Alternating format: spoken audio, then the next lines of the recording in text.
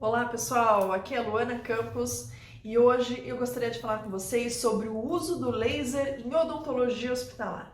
Ao contrário de que muitas pessoas pensam, é que o uso do laser, principalmente aí o laser de baixa potência, é utilizado em ambiente hospitalar em muito mais indicações clínicas do que somente a mucosite oral.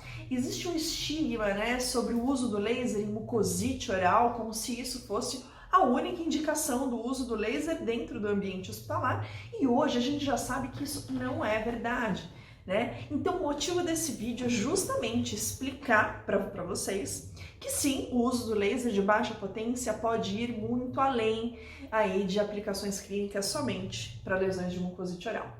A primeira outra indicação do uso do laser de baixa potência dentro do hospital: infecções oportunistas em cavidade oral. Esse é o primeiro item, né? E para falar sobre esse primeiro item, e aí inclui infecções oportunistas induzidas por vírus, bactérias, fungos, tá? Infecções das diferentes origens, né? Pelos diferentes micro-organismos. E aí quando a gente pensa em infecções oportunistas, é muito importante que a gente lembre que o uso do laser sozinho, ele não vai ter um efeito antimicrobiano. Mas sim, quando a gente associa o uso do laser de baixa potência a um corante fotossensibilizador ressonante à nossa fonte de luz, sim, nós temos um efeito antimicrobiano. Essa técnica é conhecida, acredito que a maioria já tenha ouvido falar sobre o uso da terapia fotodinâmica antimicrobiana. Então, pessoal, para atender, né, para conseguir tratar lesões oportunistas desses pacientes, e aí não só os pacientes oncológicos, mas de diversas outras áreas dentro do hospital, diversos outros setores dentro do hospital, inclusive dentro da UTI, da unidade de tratamento intensivo, isso é possível, usar o laser através da terapia fotodinâmica no controle dessas infecções oportunistas. Durante muito tempo, dentro da USP, onde eu fiz o meu doutorado, eu fiz diversas pesquisas clínicas envolvendo o uso da terapia fotodinâmica com excelentes resultados. E isso sim é uma terapia segura e muito eficaz aí para o tratamento dessas lesões, sendo uma alternativa altamente indicada, né, e possível de ser aplicada dentro do hospital pela facilidade da técnica.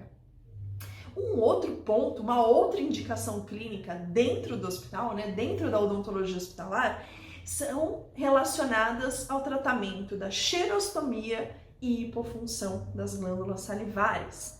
Esse efeito colateral ele está relacionado a diversas medicações e tratamentos, inclusive os tratamentos antineoplásicos, incluindo quimioterapia e radioterapia na região de cabeça e pescoço. E hoje a gente já sabe que sim, o laser pode ser benéfico no manejo dessas complicações, que nem sempre a gente consegue como um produto final o aumento do fluxo salivar, mas os artigos mais recentes, eles já mostram que a gente consegue muitas vezes uma melhora na qualidade da saliva desses pacientes. Ok? Então isso, só de você ter uma melhora na qualidade, isso também reflete numa diminuição dessa sensação de boca seca desses pacientes, o que reverte aí numa melhora da qualidade de vida desses pacientes. Uma terceira indicação do uso do laser em odontologia hospitalar, além da mucosite, é dentro das lesões de osteonecrose e osteoradionecrose.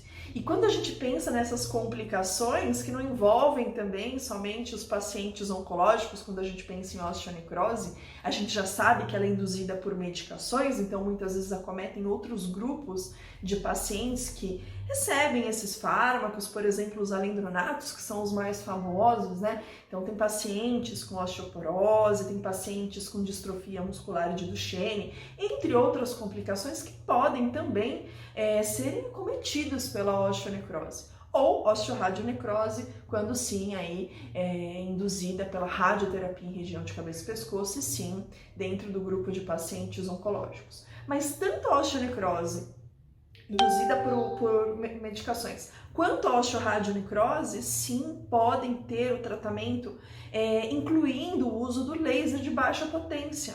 E nesse caso, eu gosto sempre de ressaltar que tanto para um quanto para outro, né, dentro dessas duas alterações clínicas, a gente utiliza não só os lasers de baixa potência, mas também o uso da terapia fotodinâmica antimicrobiana. Então, nesses casos, a gente consegue associar essas duas técnicas, usar a PDT, certo? E a terapia com o uso do laser mesmo. Então, eu geralmente utilizo terapia fotodinâmica naquela área onde existe a exposição óssea e um complemento com o uso do laser de baixa potência para remodelação tecidual. Não só para a estimulação daquele epitélio, né, para a formação de um novo tecido epitelial, como também remodelação óssea, ok? Então, junto essas duas técnicas também com ótimos resultados.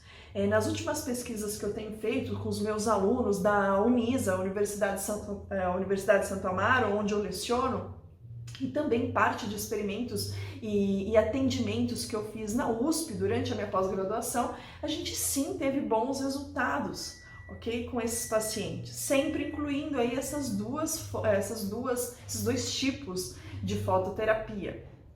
E bom, eu gostaria de falar então sobre um último e mais um, né? Na verdade, a gente tem várias indicações clínicas, mas eu gostaria de falar de uma outra indicação clínica que sim acomete aí os pacientes oncológicos também. Que poucas pessoas falam sobre essa indicação, que ela ainda é um pouco contraditória, mas que nos últimos anos a literatura tem indicado muitos benefícios do uso do laser, que é justamente a doença do enxerto contra-hospedeiro. Tanto na forma aguda, né, na manifestação aguda, quanto crônica, a gente tem visto que sim, o uso do laser, né, da terapia de fotobiomodulação, tem apresentado resultados altamente promissores.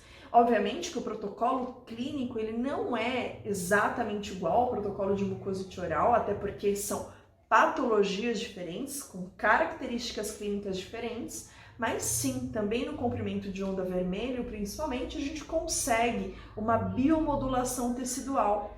E melhor ainda, né, o controle da dor, então esse manejo da analgesia dos pacientes, que é uma das grandes queixas nesse grupo de pacientes. Só ressaltando que a doença do enxerto contra-hospedeiro, para quem não sabe, ela é uma complicação que pode acometer diversos órgãos, mas que também acomete a cavidade oral e está relacionada a pacientes que fizeram transplante. Então, quando a gente pensa em transplante de medula óssea, né, ou transplante de células tronco hematopoéticas, como é a nova nomenclatura, a gente pensa aí nesse grupo de pacientes que fazem o transplante de células tronco hematopoéticas alogênico.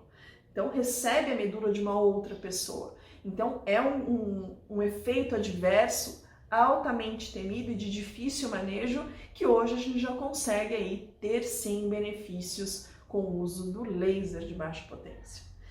Bom, o vídeo de hoje era para explicar um pouco mais, para ampliar, né, a visão de todos vocês com relação ao uso do laser dentro do hospital, né, dentro da odontologia hospitalar. E para quem gostou, deixa aqui o seu like nesse vídeo, se inscreva no meu canal e compartilhe com as pessoas que você acredita que vão se beneficiar dessas informações. Até logo e até o próximo vídeo.